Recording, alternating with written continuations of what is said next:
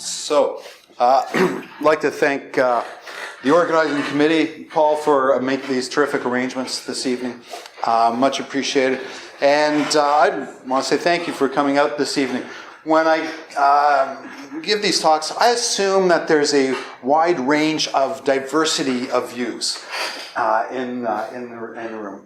And so probably every sentence I say, somebody will be going, and somebody will be going, no way.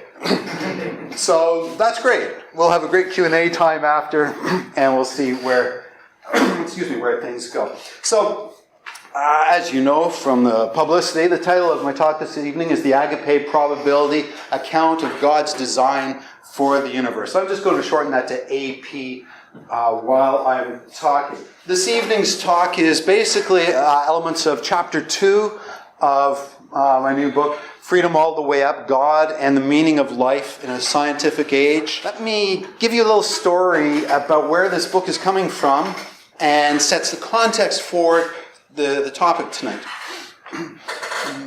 Every book has a story. Every life has a story, of course, but every book does too. And at one level, I say it took 7 years to write this book, but really this book took 30 years. Because it's kind of the culmination, at least to this point of my life, of where I've been thinking on a range of issues. So I'll just give a little background to myself. I was raised, when I was about, I think, 12 years old or so, something like that, my parents, who were not particularly involved in religion or faith, became Christians. And a year or two later, I kind of grudgingly followed along. And I was raised in a particularly conservative form of Christian faith, and I'm grateful for what my parents gave me, and I still value much of that. But I had hit certain stages of life where that did not prepare me for what I was to encounter. So, for instance, I went to University of Toronto for my bachelor's degree. And I didn't know what I wanted to do, like so many students, so I just kind of wandered around. So I took a bit of this, bit of that. In fact, University of Toronto doesn't allow my bachelor's degree anymore. So, because I ended up with probably about 4 minors and no major. So I say I did political science and commerce, but actually I took courses all over the place, from history of astronomy to calculus, from psychology to economics, from just all over the place. I think it's unfortunate U of T doesn't allow that kind of degree anymore, because I got a really good education. I had courses in natural sciences, social sciences, and humanities. And what that did for me was that gave me a deep understanding of how modernity thinks, the methodologies across disciplines, and issues of epistemology, of knowledge.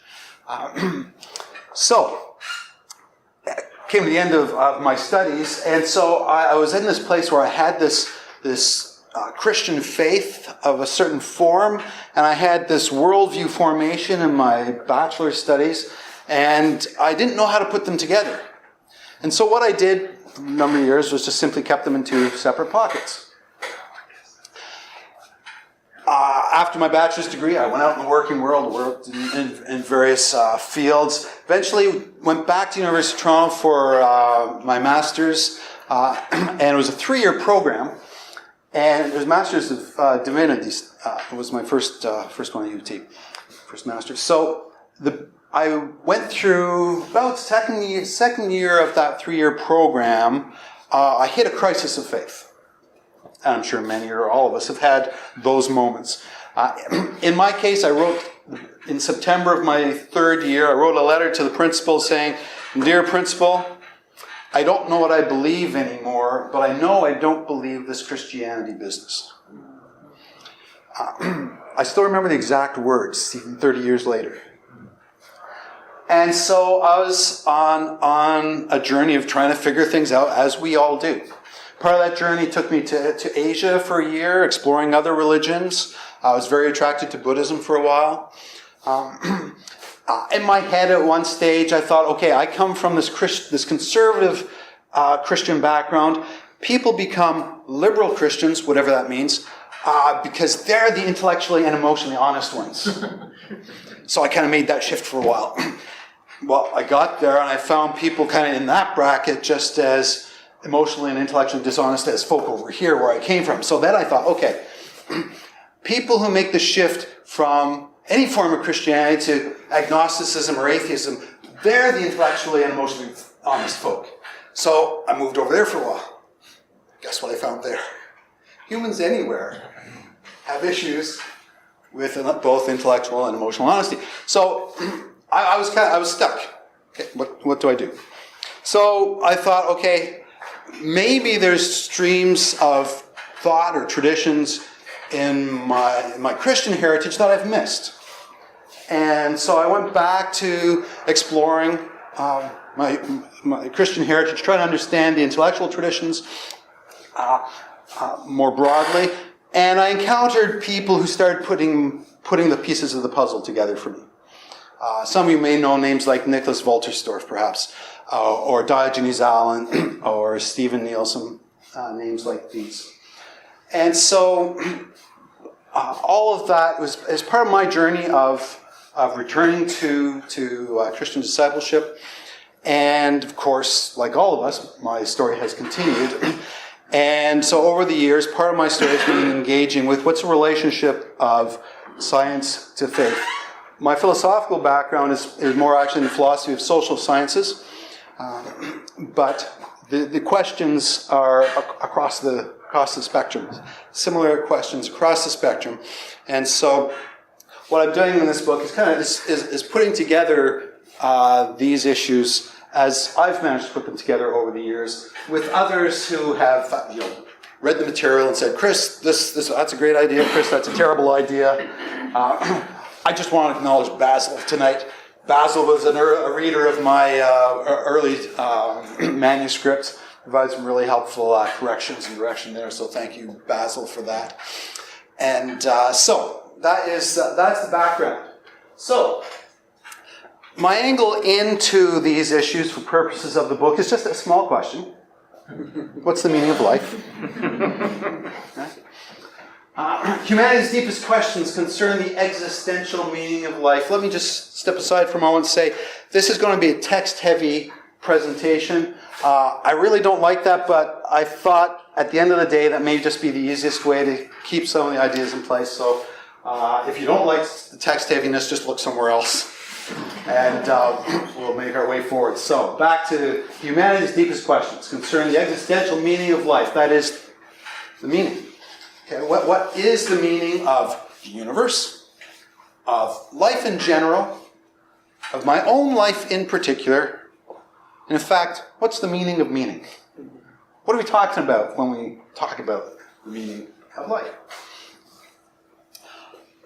As I've engaged with the social science and humanities literature on this topic over the years, I've developed this kind of 4-element framework. I'd suggest that there are 2 key elements in when we talk about the meaning of life. One is a sense of self-worth, self-value. Neuroscientists talk about us we possess a sociometer, which is basically we assess how others assess us. And so we form values, self-values. So, self-worth, positive, negative. So positive self-worth. Secondly, purpose. Again, neuroscientists talk about our goal-directed circuits. And those goal-directed circuits lead us to everything small, like turning on a light switch, all the way up to, career, purposes around career, family, to what we make for the meaning of our life. So, 2 principal elements there, kind of like strands of DNA entwined together. I like this quote from Hugo. I don't know if you've seen this movie. Hugo is a mechanically gifted boy in Scorsese's film. He says, maybe that's why a broken machine always makes me a little sad. Because it isn't able to do what it was meant to do. Maybe it's the same with people. If you lose your purpose, it's like you're broken. So, 2 more collateral elements in my account of meaning of life. One is identity. And these are, as you can see, sort of feedback loops on the two principal elements. So we all have multiple layers of identity. Social, economic, familial, gender, race, all kinds of levels to identity. Some of those are more central to our self-identity, but we have these levels of different aspects to our identity. And then hope. Dostoevsky said, to live without hope is to cease to live. So, these four elements provide the structure for my discussion through the book. Let me talk for a moment about a worldview that's commonly called materialism. For 1,500 years in the Western world, Christianity provided the main principal worldview. The last century or so, century and a half, particularly in intellectual circles, materialism has come to displace Christianity in that dominant position. So, materialism holds to what I'm going to call ontological nihilism. So I'll explain that. Basically, nihilism is a Latin word, nihil, meaning nothing. Ontological is a word philosophers use to describe reality at its most general or most essential levels. So, reality at its most essential or general levels could be described either at a quantum level or at the scale of the universe. Either way, for materialism, physical existence has no inherent meaning in itself. Neither necessary value or necessary purpose within it.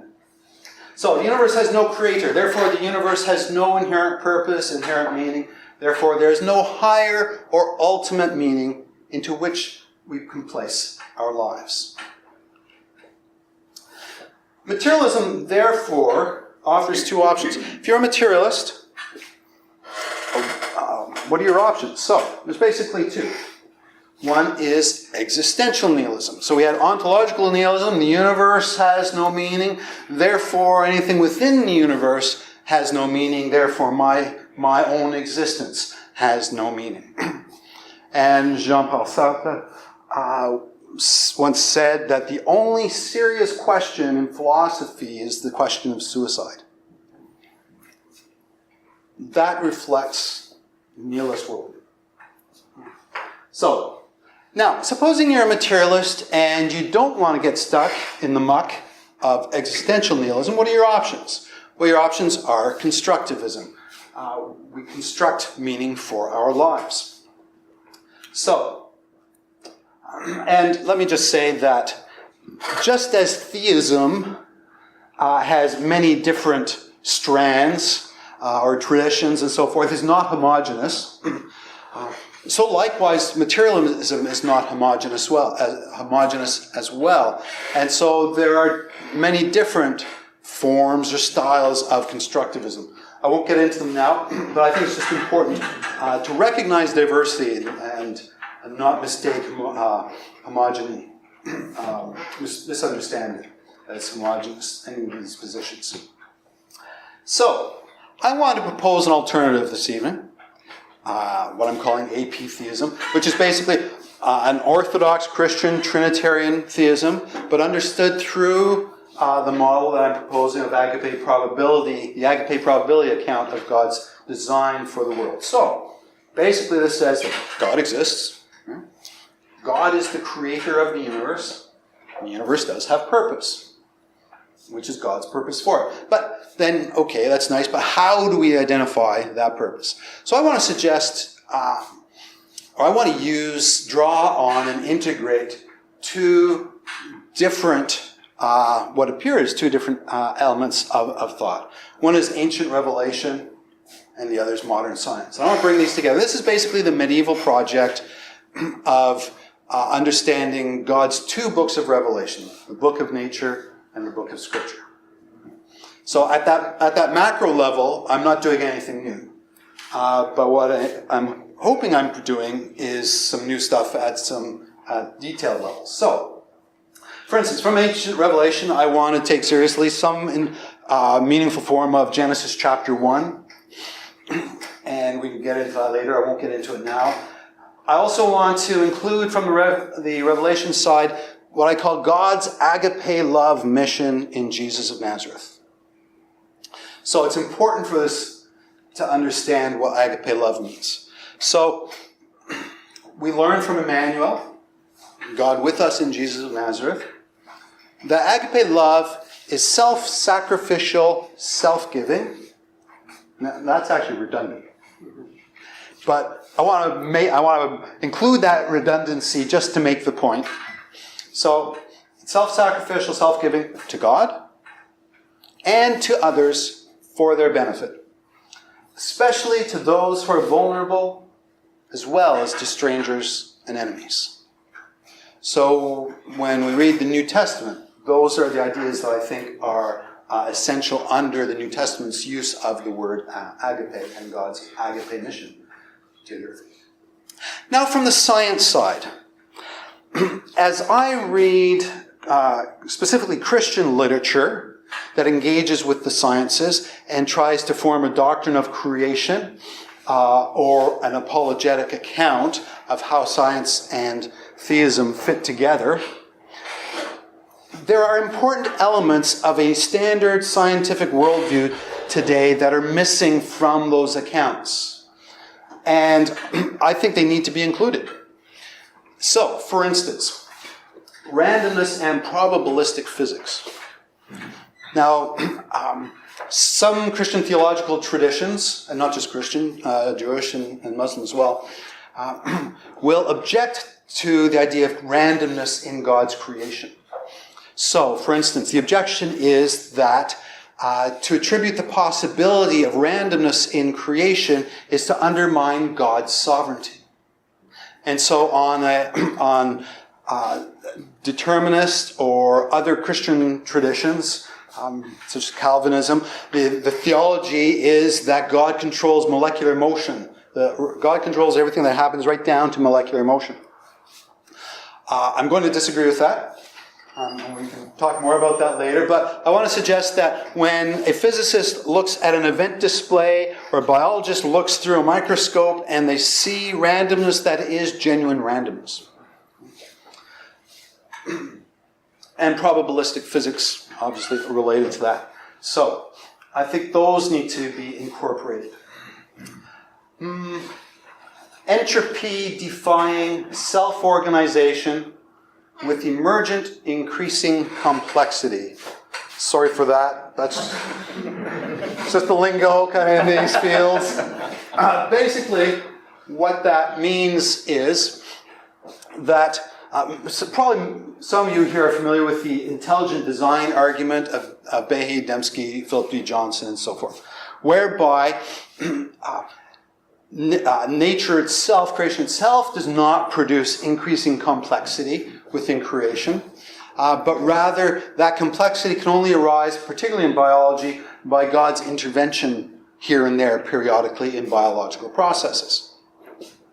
I'm a theist arguing for a loving God, so I believe in a God who engages with physical reality, engages in our lives. But I want to suggest that the ID argument of God's intervention at special moments in biology is actually not how God did things. That actually the mainstream scientific view of nature self-complexifying from the Big Bang all the way up to the emergence of complex systems, galactic filaments, brains, and so forth, that self-complexifying process is actually part of God's intentional strategy. And we'll see why. Human evolution, it's for me just the evidence that humans have evolved is just too strong, and so I mean it's just like we now believe that the Earth revolves around the sun rather than the other way. I mean, just the strength of the evidence is that strong that we need to understand then how that can be part of God's intentional design strategy. Massively large numbers, stars, neurons, base pairs in DNA, and so forth. the way those massively large numbers are treated in most theology today, in Christian thought, is that, oh, that's amazing. It evokes awe and wonder and therefore praise to God, which it does, and that's all good. But I want to suggest that God's use of massively large numbers is more than that. It's also strategic to God's purposes, as we will see in a few minutes when I get into the science. Statistical probability of life elsewhere in the universe. This can seem a little freaky at first. NASA spends millions of dollars each year. I mean, the European Space Agency too, and all kinds of organizations on trying to find life out there in the universe because the statistical probability points to life emerging elsewhere in the universe. For me, it's kind of like if we find either just cellular life elsewhere, or if we actually find some form of intelligent life, that for me is just a grander scale of the phenomena we've experienced many times over the last 5,000 years, let's say, of some, a warrior, a trader, an explorer crossing some distant desert or body of water and finding others there and thinking, oh, we're not the only ones here. So, statistical probability of life elsewhere in the universe. So, from a theological perspective, I want to suggest that these are surely essential elements of God's creative design and strategy, not just intriguing, accidental, or awe-inspiring elements, important as those aspects are. So, how does all this start to fit together? And so that's what I'm going to move into now, how all this fits together. I want to suggest that when we look at all these different features of science, of nature, as we now understand it, and we seek to put that together with God's creative intentions, this is the best fit. That's what I want to suggest. So, the best collective fit is into a system whereby God's intention is for the universe to naturally, emergently produce agape-capable beings. And that phrase, agape-capable, is central to the case I'm writing for. Whereby God intentionally built the initial conditions of the universe in such a way that the natural processes of the universe would probabilistically bring about the existence of agape-capable beings. Okay? Now, some of you will be thinking right away, and this is, okay, what about Adam and Eve and Genesis 1 to 3 or Genesis 1 to 11? And we can come to that in due course if we want to go into that Q&A. So, in other words, let me put this another way. God's strategy was to design a system in which the initial conditions ensure predictability. That is, for God to foreknow that beings with agape capability would indeed come about in the universe without predetermination. And the reason without predetermination is because that's essential for free will, and free will is essential for agape love. Agape love is not warm feelings.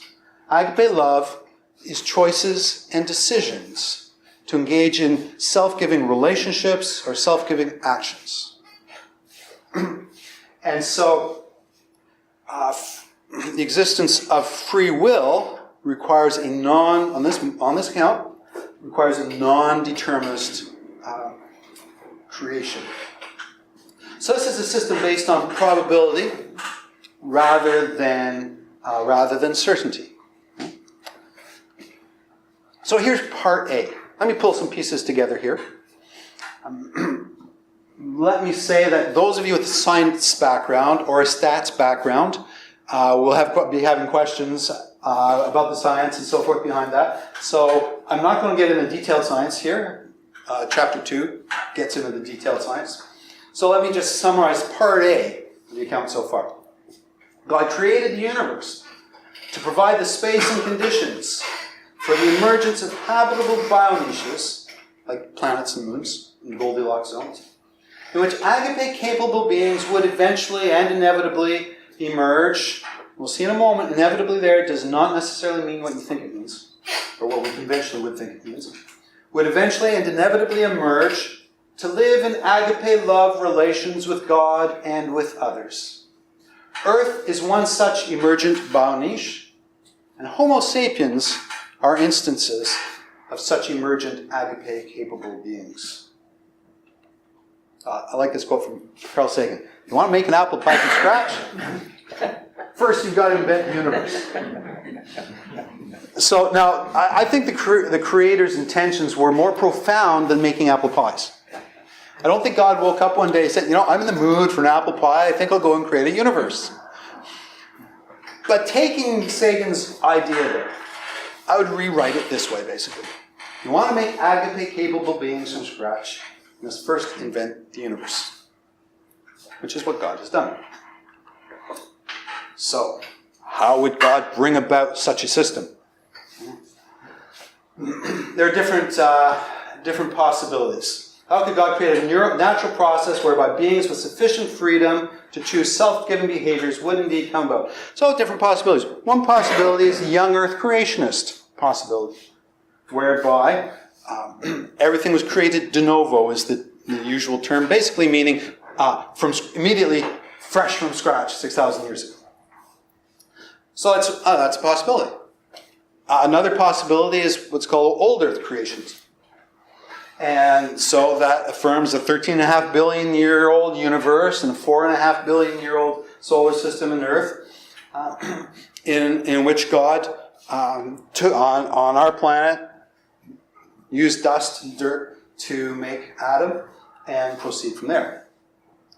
I want to suggest something similar to the latter, except that God intended to use an intentional evolutionary process through the whole process and system. So, let's do a little math here. So God's creative strategy is to create a system where there is massively high probability that these agape-capable beings will come about. God doesn't want a system where there's like a 20% chance or 43% chance. God wants a system where there's a 99.99999% chance. The difference, the space between the 100% and the 99.9999% chance is the space created for freedom and free will. So, if you remember high school math, an asymptote is a curve that comes infinitely close to a line but never actually touches the line. So this is God using asymptotic probability. So, and this is where first part of where probability enters the agape probability account. So, what are the required features that God would need to build into a system that uses non-determinist asymptotic probability to bring about agape-capable beings?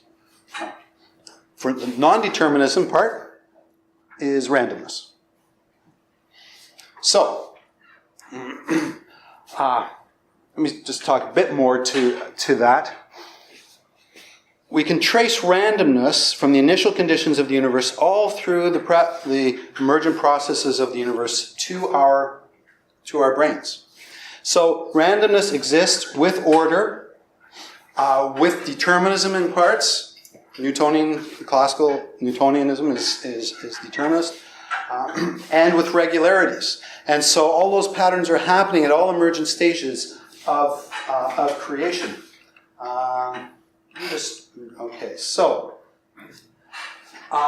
There's different names for this: thermal noise, Brownian motion, etc. For predictability, we need order. Prediction requires order, so there's order. We see also order in creation. For increasingly complex order, that is that self-organizing, increasing complexification part, what's called non-equilibrium thermodynamics. So some of you may be familiar with arguments from Henry Morris and others that argues that the second law of thermodynamics dictates that everything must decay, and therefore the only way we have order in creation is because God is involved in creation, countering the effects of the second law of thermodynamics. What that argument is missing is the element of non-equilibrium thermodynamics, which is what enables molecules and so forth to come together in increasingly complex structures. I won't say more about that now, but again, I do say more about that and explain that more in chapter 2. And then for asymptotically high probability, that's where we need the massively large numbers. Billions of stars, billions of cells, and so forth. So, let me just see. Anyways, I was going to give some examples, but let's move on to this. Then for agape capability, we need sufficient neurological freedom, free will, to choose relationships and acts of self-sacrificial self-giving.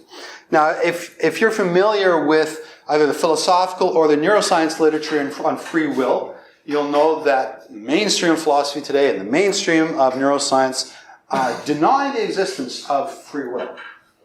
So I'm not actually going to defend the existence of free will, and I bracket it by saying sufficient free will for purposes of agape-love.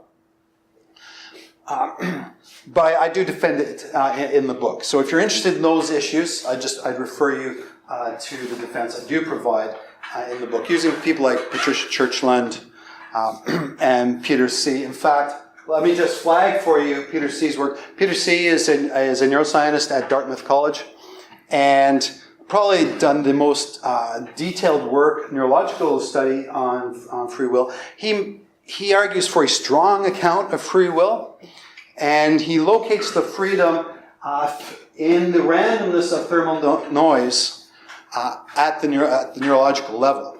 And so for me as a Christian, I just think it's an amazing sign of God's creation, that God has built randomness into the order of creation all the way from the Big Bang up to the emergence of our brains and the ability to have free will, sufficient free will for agape relationships. Now, some people suggest, let me just go back to the randomness issue. It's intuitively odd to think of randomness having purpose. If you build randomness intentionally into a structure or a process, how on earth can you have an intentional goal out there? So it's often seen, randomness is often seen as contradictory to anything teleological, anything with a goal. But actually in technology today, we often see teleological or purposeful uses of randomness. So, for instance, random number generators, used in all kinds of uses. Lotteries, video games, all kinds of purposeful intentions. So if you're using a random generator in a lottery, what you're doing is your intention is to be able to pick a winner and provide a prize to someone. So randomness there actually not only serves the purpose would be unachievable without randomness in that process. And God's creation, I want to suggest, is like that, because randomness is essential at the neurological level for free will. So, because thermal noise or molecular randomness is a crucial element in the neural processes that enable free will, the randomness built by God into the initial conditions of the universe has been essential to the emergence of biological life in general and of free will and agape capability in particular. So, let's just go back for a moment to that theme of massively large numbers. Through the phenomenon of massively large numbers, there can be a high probability on a universal scale that low probability biological events on a local scale will be repeatedly achieved across the universe with sufficient time. So in other words, those of you who are familiar with biology will know that certain developmental stages in the emergence of cellular life and multicellular life and complex multicellular life has depended on rare biological events, such as the emergence of eukaryotic cell by one cell entering another cell, and processes begin that way. So, there's examples I use, but here's one example of what that slide is saying. Francisco Ayala, many of you will know him, reports that the probability of an E. coli bacterial cell developing both the mutation that enables resistance to streptomycin and the mutation that enables it to grow without histidine. Point is, the mutation that, to have these two particular mutations is about 4 in 10 million billion cells. So it's pretty rare. Sounds like it's pretty rare. But he carries on. Ayala then comments that an event of such low probability is unlikely to occur in a large laboratory culture of bacterial cells. Yet natural selection commonly results in cells possessing both properties. So those of you who are in biological sciences will recognize that the issue here of how God can use rare biological or chemical events for God's ultimate purposes. I'm just glazing the surface here. So, for instance, mass extinctions come about, genetic bottlenecks come about, they're inevitable. This massively large numbers approach enables biological agape-producing processes to get going again on other evolutionary tracks. So, brief summary here. All these features, randomness, order, self-complexification, massively large numbers, come together in the emergence of biological neural agape capability. And I've already talked about life elsewhere. Let me change tracks now. Okay. How precise does God's foreknowledge have to be on this kind of account, this kind of model? We also call this degree of resolution. So how fine-grained or coarse-grained need God's predictions be? Does God need to predict every agapic neural pathway that could possibly emerge in the universe?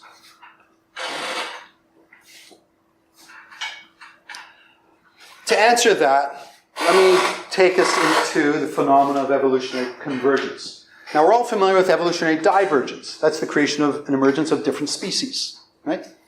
But there's also phenomena of evolutionary convergence. And that is where different species converge on the same evolutionary answer to certain environmental challenges for survival and reproduction. So, there are just countless examples. An easy one, for instance, is echolocation. I like this one, echolocation. Multiple species, both in air and in water, have developed echolocation as one of their senses. The examples of convergence are found at all levels of biology, including at the level of RNA. For purposes of my theory here, a particularly important area is intelligence. Larger mammals, corvids, which are crows and jays, and cephalopods, which are squid and octopi, have remarkable levels of intelligence. Crows are now understood to have, especially New Caledonia crows, are understood to have equal level of intelligence to chimpanzees. And what's really important in these three different examples is that they all have very different neural structures, but are capable of achieving the same level of intelligence. So, very different brain structures and processes are convergently capable of producing intelligence. Analogously, we can assume the same about agape capability. Then, at the cosmic level, we can assume the same. I'll just leave it there for now. So this brings us to part B. We're going to start putting these pieces together. So here's part B. God foreknew that many possible routes could come about to provide agapic neurophysiological capabilities, and that one or more of these would actually come about through asymptotic probability over sufficient time without needing to predict which actual routes would come about. It does not compromise God's sovereignty. God in God's sovereignty, if this is the method that God used, God in God's sovereignty used this method. Now I'm going to put them all together. So we get the larger picture. Okay. So I'll simply read this. God created the universe to provide the space and conditions for the emergence of habitable bioniches in which agape-capable beings would eventually and inevitably emerge to live in agape-love relations with God and with others. Through God's creation of the initial conditions of the universe, God foreknew that many possible routes could come about to produce agape-love capabilities, and that one or more of these would actually come about through asymptotic probability over sufficient time, without needing to predict which actual routes would come about. One actual route which has come about is the emergence of Homo sapiens on a bioniche known to its inhabitants as Earth. The loving designer creator of the universe has come to these inhabitants in their own form, as Homo sapien himself. And Emmanuel, Jesus of Nazareth, with this message for their fullest, most meaningful existence. Love God and love others with agape love, especially those who are vulnerable, as well as strangers and enemies. So that's the large picture. Let me add some elements to this. Let's go back, now that we've got that large picture, let's go back to the issue of interpreting the universe. One will hear frequently today a number of claims that I want to disagree with. For instance, there are those who claim that the universe came out of nothing, the universe is self-generating. Now, Christians have no problem with the idea of the universe coming out of nothing. That's the doctrine of ex nihilo, as long as it was God that brought the universe out of nothing. But the argument that I'm wanting to respond to is that actually, by people like Lawrence Krauss, Sean Carroll, and others, that the universe came out of nothing on its own. And the claim is that that's a scientific claim. That is not a scientific claim. That is an interpretation, and therefore it's a philosophical claim, not a scientific claim. As a philosophical claim, it's fine. I mean, you can assert that and make that. But don't dress it up as a scientific claim, because it's not. Another claim is that a claim that's labeled as scientific is that the universe has no meaning. Again, that is not a scientific claim. Scientific claims are about cause, effect, and function. To say the universe has no meaning is about value and purpose. That's an interpretation. That's a philosophical claim. You can certainly assert that. I mean, it's a philosophical claim with integrity and long pedigree, but it can't be dressed up as a scientific claim because it's not. I want to suggest that interpretations of the universe that say the universe has no meaning, no purpose, no inherent purpose or value, are actually no different than atrophied interpretations of literature. What do I mean by that? There's a certain genre of literature that is written intentionally to have levels of meaning. So, for instance, Moby Dick, Gulliver's Travels, Watership Down. What the author is doing in those genres of literature is wanting to make social satire, social critique.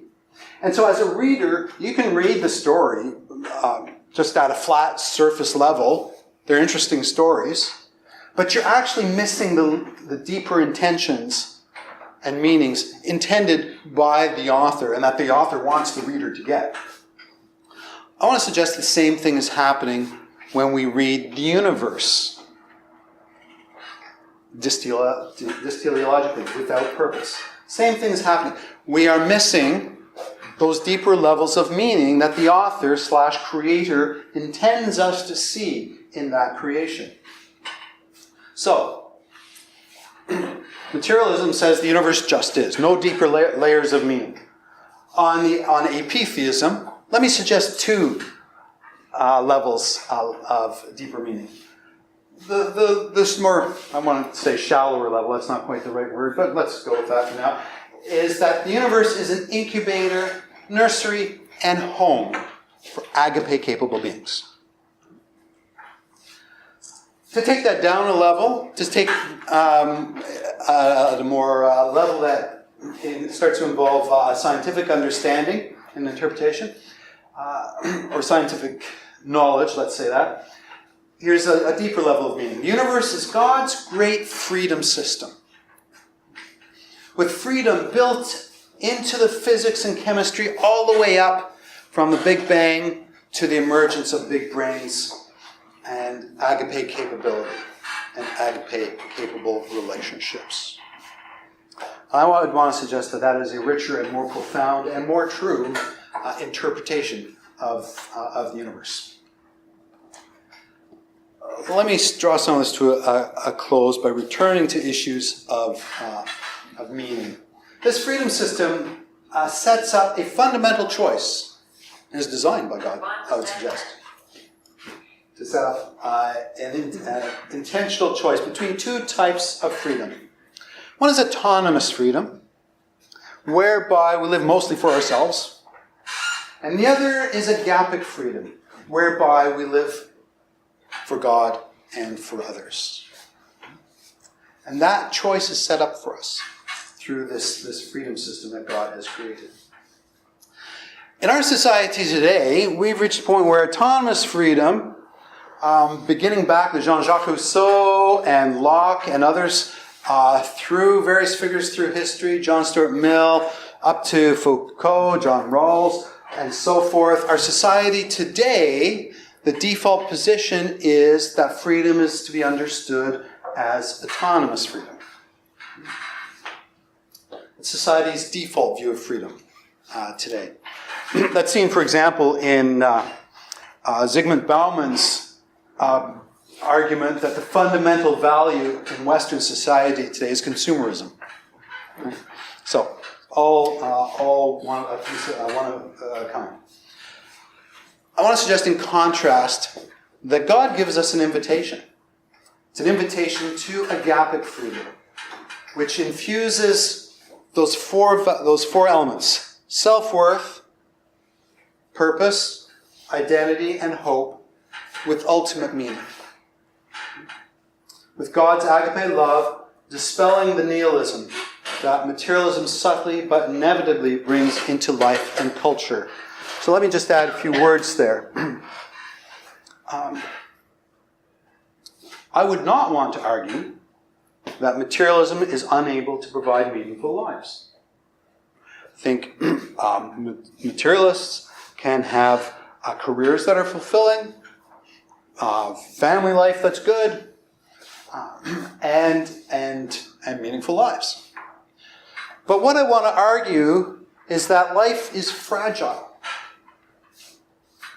And so often, life can hit those moments where, I don't know, a friend betrays us deeply, or an accident happens to us, or we lose our employment, and we lose all our possessions and become indebted, or so forth and so on.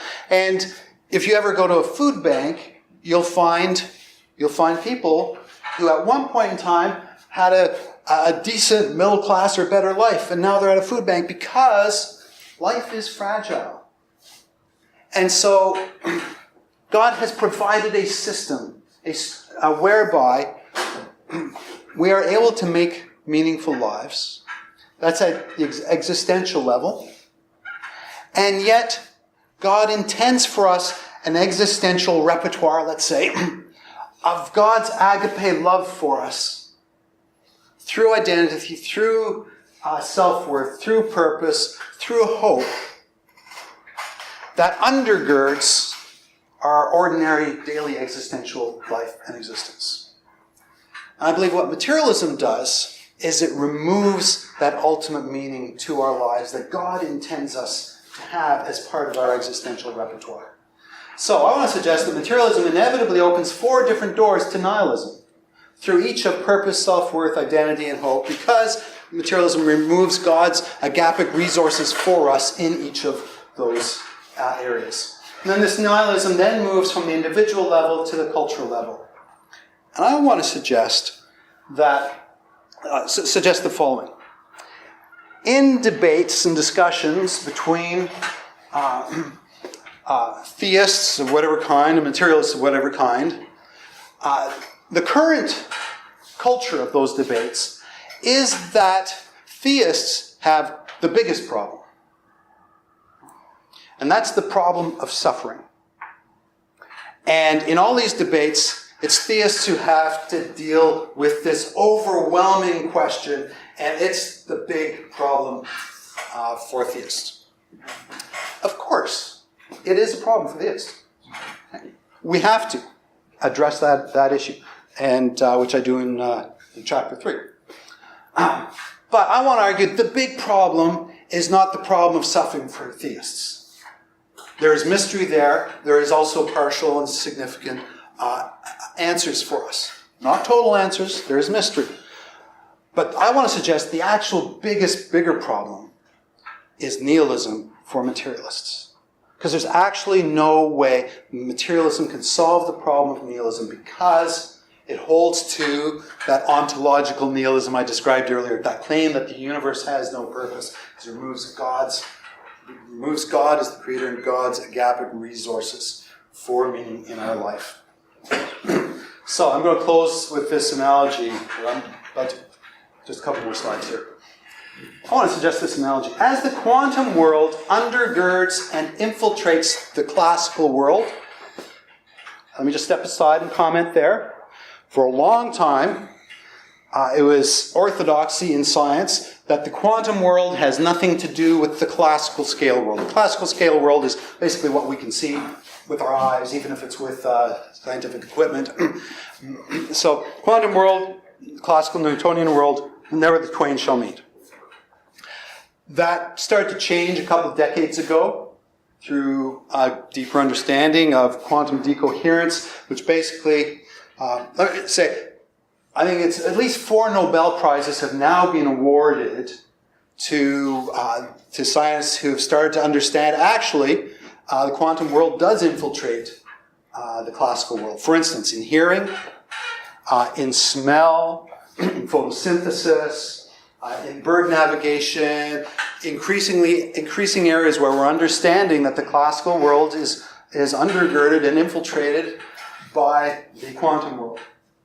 So, as the quantum world undergirds and infiltrates the classical world, so, analogously, ultimate meaning, God's ultimate meaning, undergirds and infiltrates our existential meaning. To remove the ultimate meaning from our full account of human meaning makes as much sense to me, anyways, as removing the quantum world from our full account of the physical world. In contrast, God's agapic purpose for agape-capable beings infuses self-value, purpose, identity, and hope with God's agape-love, dispelling nihilism and leading us into a life of agapic freedom in Christ. Let me just close with this. Some of you may know Galatians 5:1. For freedom, Christ has set us free. Seems redundant. What else would you set someone free for other than freedom? But here's what I want to suggest on the AP account is what that passage means. From autonomous freedom and for agapic freedom, Christ has set us free. Thank you.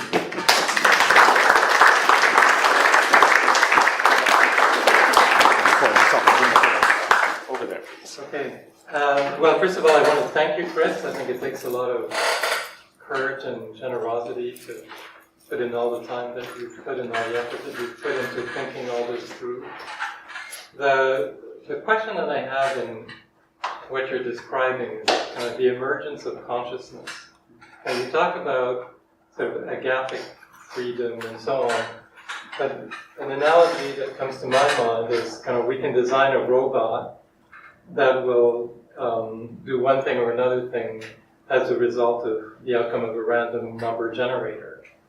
So, and your line of thinking can explain something like that, free will, as it can go either way, but where does the jump happen to consciousness, which is how we subjectively experience free will?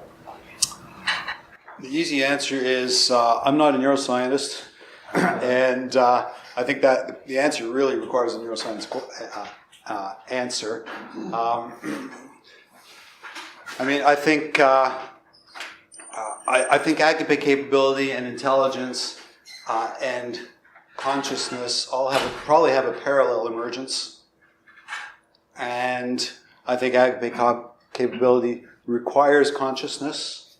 Now, I would argue that there are proto-agape capable beings.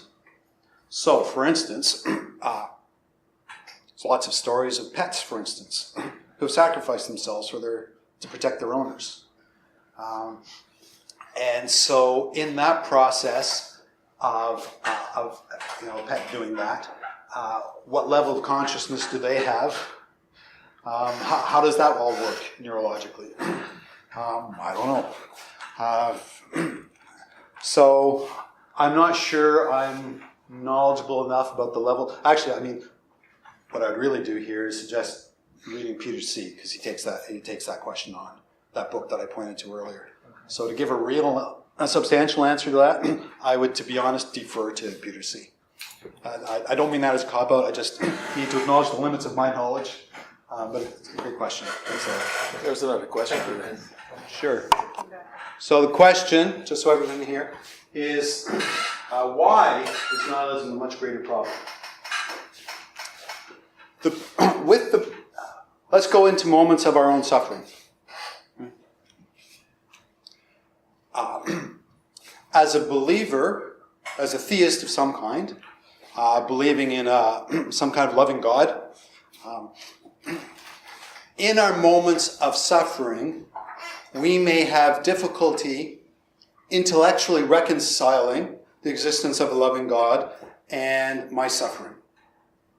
Nonetheless, in the midst of that intellectual problem, nonetheless, I am still able to draw on my trust in a loving God and my belief in a loving God in a way that still supports me in my suffering. Whereas, and so just to add to that, so in the midst of my suffering, I will have questions around my purpose, my self-worth, my identity, and hope. And so for each of those, in the midst of my suffering, I can still draw on a loving God, even if I'm having intellectual challenges, difficulty putting it all together, the whole picture.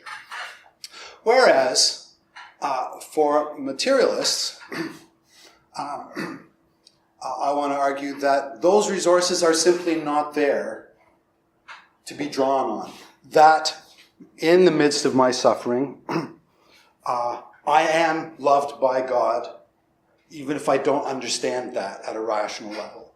That I don't have an identity in God or in Christ, or however you want to frame that, on which to draw to help for a resource in my suffering.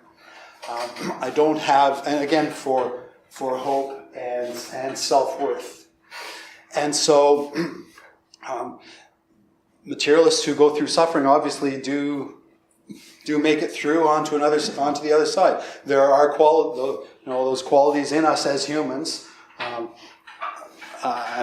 those internally transcendent qualities in us as humans that we can draw on, even if we're not believers. But we don't have those resources that God intends us to be able to draw on in those times. So what you're saying then is that for the theist, we can hope with the self-worth and hope out our faith in God. For the materialists, they can't pull those things out of anywhere. They have nowhere to pull it out from, especially in the case of suffering. I'm not saying they don't have anywhere to pull it out of.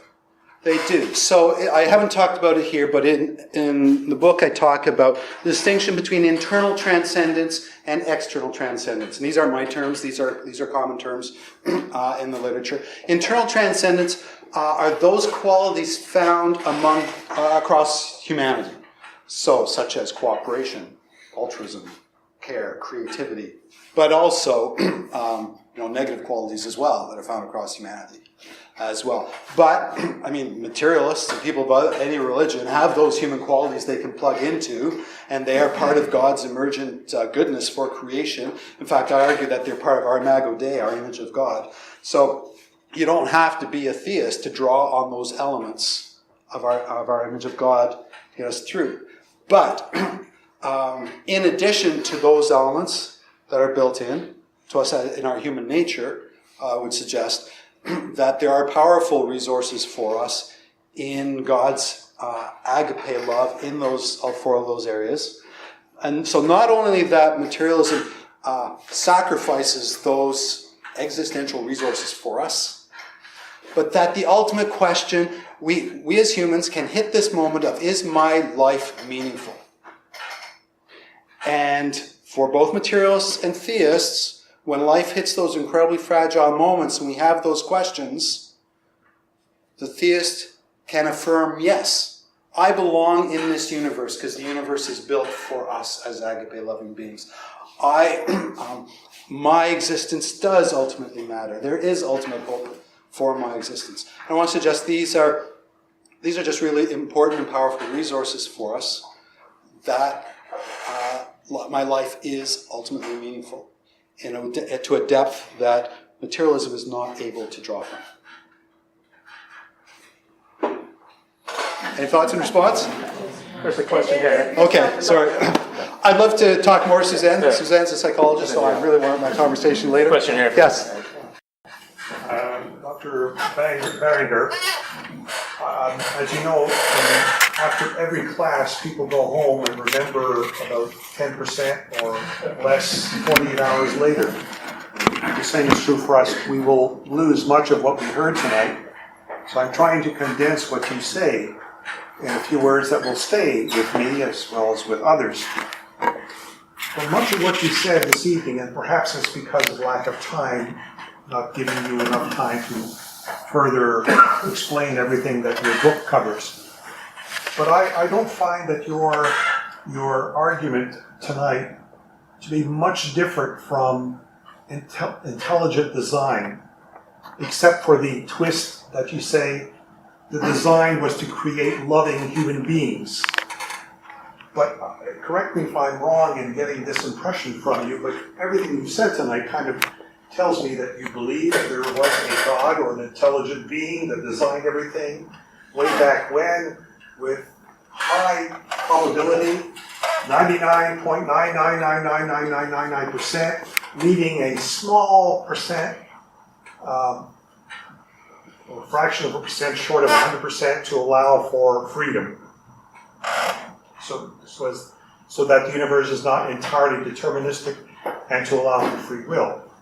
But to me, that kind of gives us the impression that you're talking about a God that, much like intelligent design believers, there was an intelligence way back when that designed the universe, set things in motion with a high predictability that it would, work itself out. You didn't have to know all the details of the paths it would take, but this is what he wanted to have as an end product, and that he kind of stood back and the universe turned out the way he wanted it to.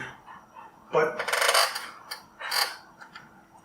it may not be reflective of your personal beliefs, but in the words you used tonight, it kind of tells me about a God that doesn't impact our day-to-day world.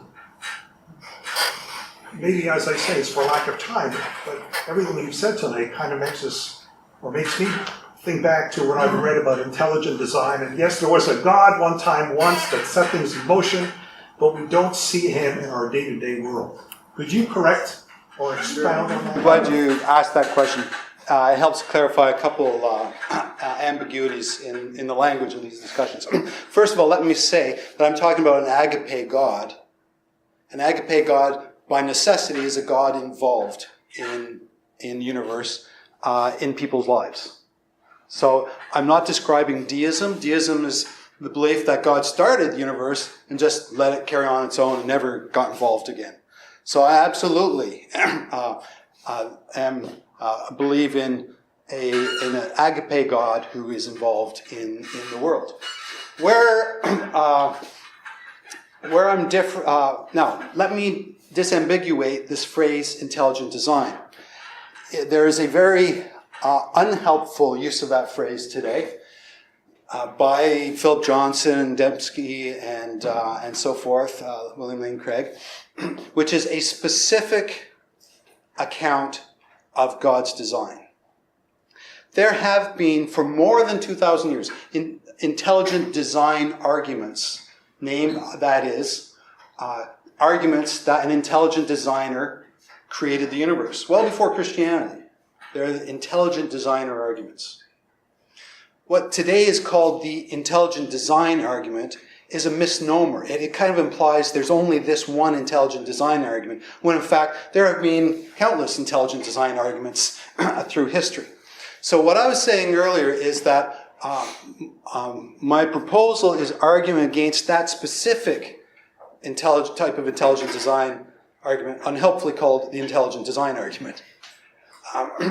And the way I differ from that particular argument is that argument says that biological complexity could only emerge because God intervened in biological processes at a certain point to make complexity possible. I'm arguing that simply the way the universe is structured from its launch, that that ability to develop increasing complexity is just built into the structure and physics and chemistry of the universe of its own. Let me step back from that and say, I am making an intelligent designer argument in that wide, long history of intelligent designer arguments, that there is an intelligent designer. So that language today is really unhelpful because it confuses the two. So I am definitely making an intelligent designer argument. But my intelligent designer argument is in contrast or opposed to that intelligent design argument associated with Behe and the others. You have not touched on a God in his present day-to-day world. Personal God. When I'm talking, I've directly touched on it. I was talking about those existential crisis moments when life is fragile and my life is falling apart. And I'm talking our resources there are the loving God. The God the agape-love of God in the midst of our hope, our identity, our self-worth, and our purpose restores us and strengthens us in those moments. So I would absolutely want to. Okay, we need to pass. You have a question? Yeah, I do. There are two terms that were used this evening. One is randomness, and the other probability that I need a bit more expansion on. The question is on randomness at least partly a perception? Is it human perception? Is it perception by God? Within God's perception, is there randomness, or is it both? And the question on probability, within, as Ed was talking about intelligent, or the current concept of intelligent design, looks at events and says they can't occur because the probability isn't there. My own belief is that when something happens, it happens. It is the repetition of this event that is astronomically improbable. I won't give you examples I could. And first of all, perception. Is it humans that perceive randomness? Is it God that perceives randomness? Or is it both of us that perceive randomness? Excellent question. I'm going to put on my philosopher hat here.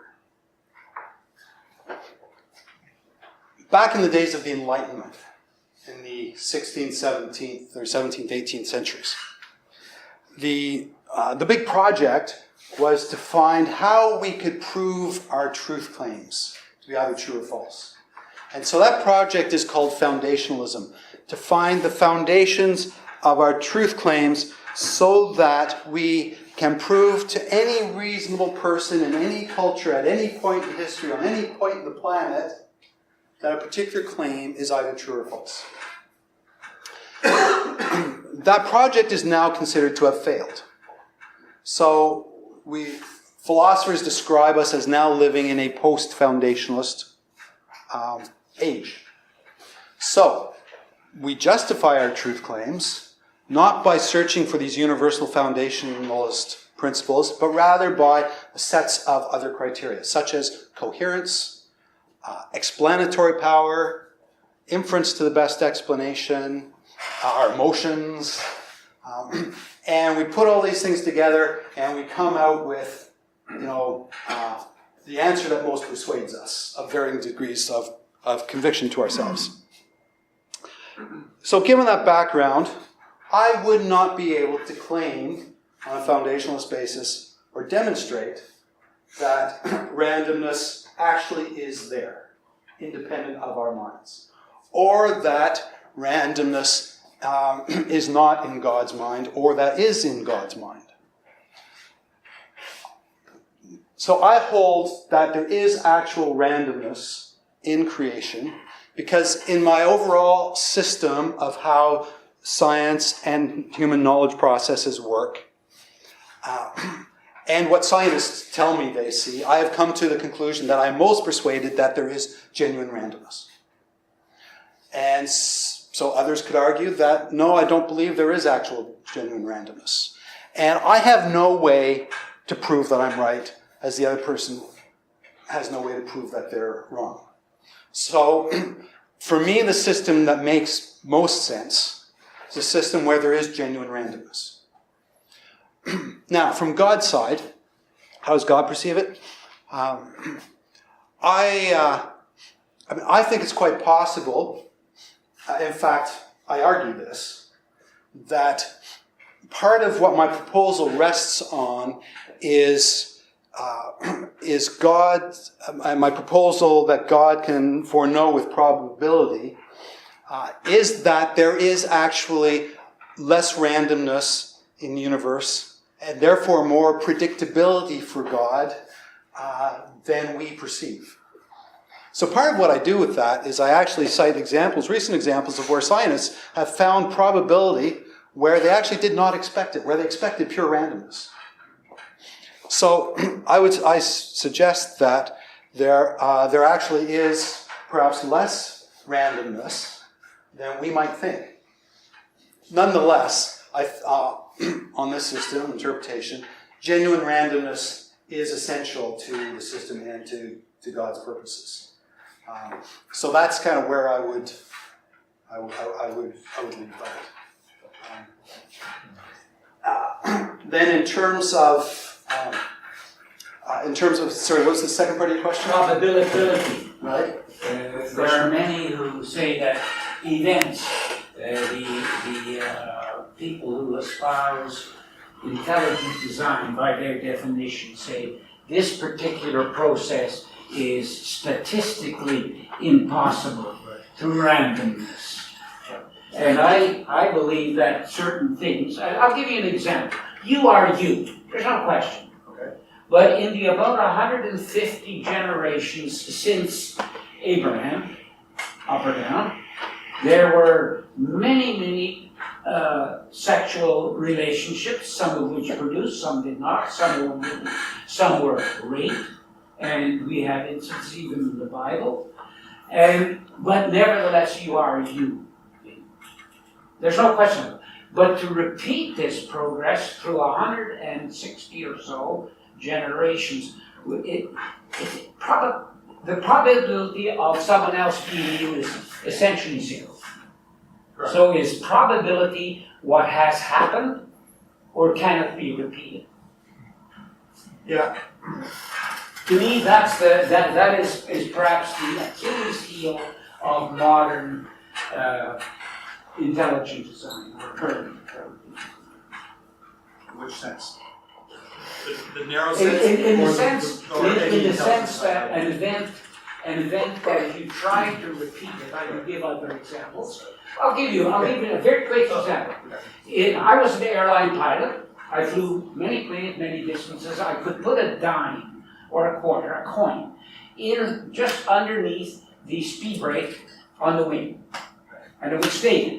And as I approached on the way to Toronto over Pointe-aux-Trembles, I would crack the speed brake, the quarter or the dime would come out, following all the rules of physics, would land heads up or heads down on a driveway, your driveway. This happened, period. but to repeat this. Yeah. That's precisely why I go to that question of God's degree of resolution. Yes. That's exactly why I go to that question. And so that's why I come out with, when I gave my definition earlier of God foreknew through probability that agape-capable beings would emerge, but does not need to predict the particular neural pathways, or neurophysiological pathways for that. It's precisely that issue that I'm addressing with that. I mean, what can I add to that? So, I mean, it's an issue of, and that's also why I bring in, actually, I didn't talk about it, why I bring in statistical mechanics. That's why I bring in evolutionary convergence. And so I didn't talk about elements in one of my chapters about just work that has been done on probabilities of particular biological evolutionary emergences coming out, products. So it's absolutely a crucial question you're raising, and the issue through which I address that is the question of God's degree of resolution. And so in that discussion, I actually use examples from neuroscience. There's a famous example of studying lobster guts. Neural processes in lobster guts. So, I mean, I won't get into the details now, but I address that. It's an essential question, and I would suggest, that I do address that. Now, whether my case in the full case for that in the chapter succeeds is another question, and I'd love feedback on the full argument. Thank you for that. Thank you very much again, Chris. I'm sure there's an awful lot of discussion.